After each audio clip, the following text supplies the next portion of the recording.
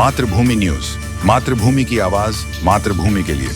One nation one ચલન દ્વારા Surat traffic વિભાગ દ્વારા વાહન ચાલકો સામે કાર્યવાહી શરૂ. તમામ સ્પીડ ગણને અપગ્રેડ કરવામાં આવ્યા.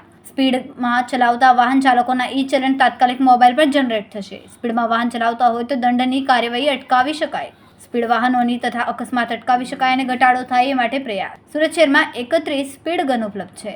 વાહન ચાલકોને ટ્રાફિક વિભાગ દ્વારા અપીલ કરીને વાહનો ધીમે ચલાવી અને અકસ્માતમાં ઘટાડો લાવી શકાય.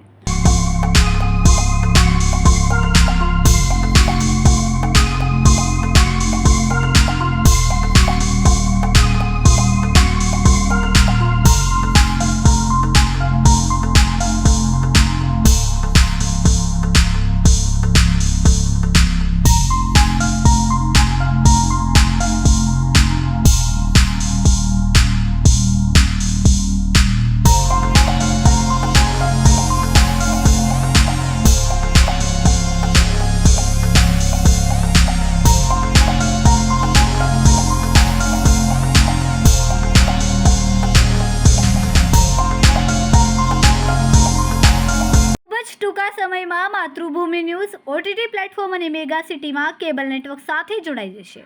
તો જોતા રહો માતૃભૂમિ ન્યૂઝ.